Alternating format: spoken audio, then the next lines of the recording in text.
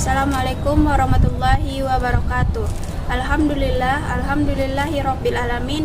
Wassalatu wassalamu ala asrofil anbiya'i wa mursalin wa ala alihi wa sahbihi rasulillahi jama'il, amma ba'du. Puji dan syukur kehadiran Allah Subhanahu wa taala yang telah melimpahkan rahmat dan karunia-Nya kepada kita semua sehingga kita bisa berkumpul di ruangan ini. Selawat beserta salam kita hadiahkan kepada Nabi besar kita, yakni Nabi besar Muhammad SAW, dengan melafazkan Allahumma sholli ala Sayyidina Muhammad wa ala ali Sayyidina Muhammad. Terima kasih kepada dosen pengampu dan teman-teman yang sedang menyaksikan video ini. Saya Cindy Octavia dengan NIM 2622188 sebagai moderator, dan rekan-rekan saya Niki Isnamayu dengan NIM 2622180, Sahrul Ramadan dengan NIM 2622185, Hildayati Rahmadani dengan NIM 2622162. Adapun judul materi kami ialah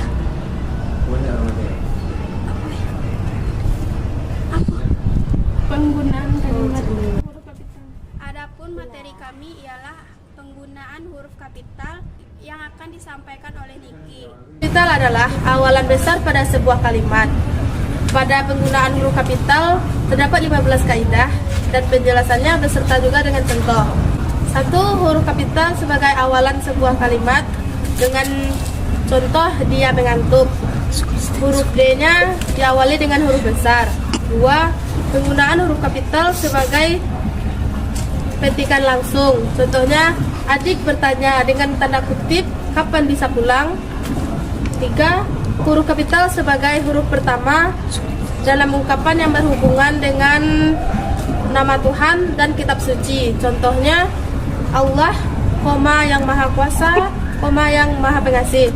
4. Huruf kapital dipakai sebagai huruf pertama nama tahun, bulan, dan tanggal peristiwa sejarah dengan contoh tahun hijriah dan bulan Desember. Pada kata Desember diberikan huruf besar. 9. Huruf kapital dipakai sebagai huruf pertama nama geografi. Contohnya Asia Tenggara, Banyuwangi. Dengan awalan kalimatnya diberikan huruf besar. 10. Huruf kapital dipakai sebagai huruf pertama nama semua unsur nama negara atau nama lembaga pemerintahan.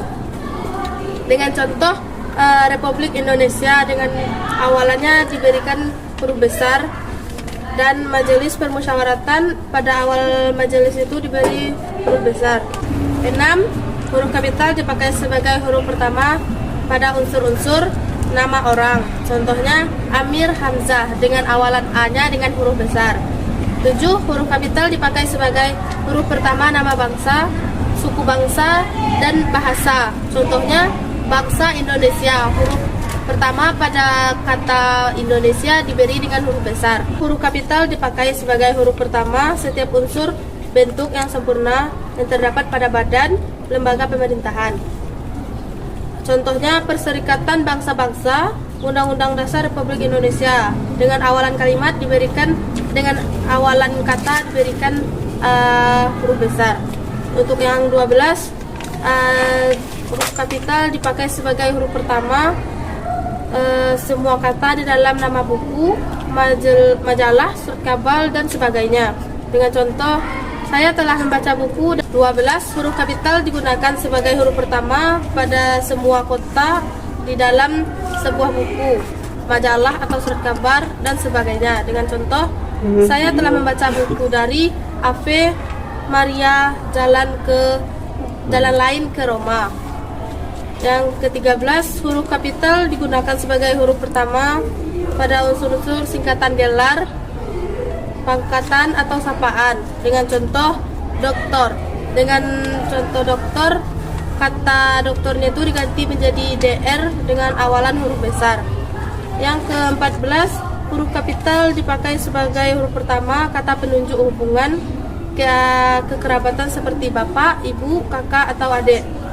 Dengan contoh bapak berangkat, kapan bapak berangkat, dengan awalan kalimat bapaknya itu diawali dengan huruf besar.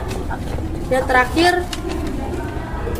Huruf kapital dipakai sebagai huruf pertama kata ganti Anda.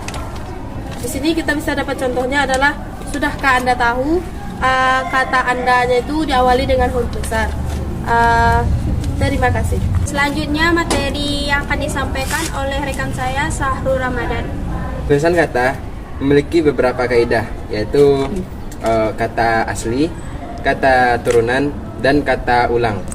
Saya akan menjelaskan tentang kata asli dulu. Kata asli adalah kata yang belum mendapatkan kata imbuhan. Dasar adalah kata asli yang belum mendapatkan imbuhan. Contohnya, dia sedang menulis, dia suka marah, dan dia suka menari. Kedua, kata turunan. Kata turunan adalah kata yang diturunkan dari kata asli atau kata dasar. Kata turunan ini merupakan pembagian dari kata imbuhan yang berakhiran dan berawalan.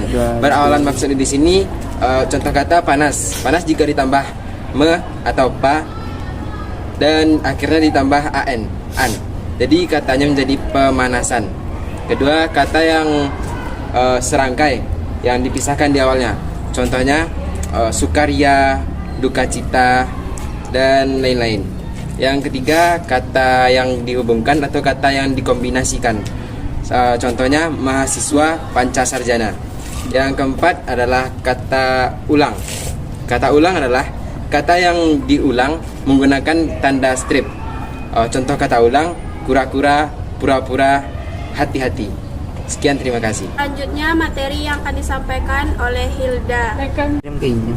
Baiklah, saya akan melanjutkan materi dari rekan saya Sahrul Ramadan, yaitu yang keempat. Yang keempat adalah gabungan kata. Gabungan kata adalah kata dasar yang pembentukannya terdiri dari penggabungan dua kata. Gabungan kata terdiri dari, juga biasa disebut sebagai kata majemuk. Saya akan melanjutkan materi dari rekan saya Sahrul Ramadan, yaitu yang keempat. Yang keempat adalah gabungan kata. Gabungan kata adalah kata dasar yang terbentuk dari penggabungan dua kata. Gabungan kata juga sering disebut sebagai kata majemuk. Gabungan kata ada 3 kaidah. Yang pertama, gabungan kata yang lazim disebut sebagai kata majemuk atau termasuk istilah khusus. Bagian-bagiannya ditulis terpisah. Contohnya sapu tangan atau mata pisau. Sapu tangan itu dipisah sapu dan tangan. Terus yang kaidah yang kedua, gabungan kata termasuk istilah khusus yang mungkin menimbulkan salah baca.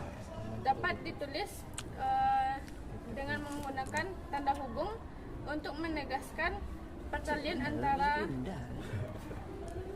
pertalian antara unsur-unsur yang berkaitan. Contohnya, anak istri saya. Penulisan anak istri diberi tanda hubung. Yang ketiga, gabungan kata yang memang sudah satu padu. Yang penulisannya serangkai. Contohnya, apabila itu terdiri dari 2 unsur kata, yaitu unsur dan bila.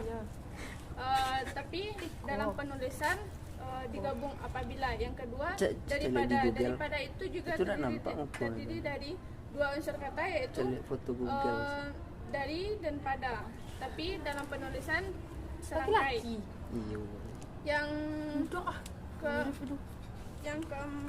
Yang kelima, kata ganti. Kata ganti dari kata ganti mu, nya, dan ku itu ditulis serangkai. Contohnya, yang mu, ayahmu adalah orang yang dermawan. Contoh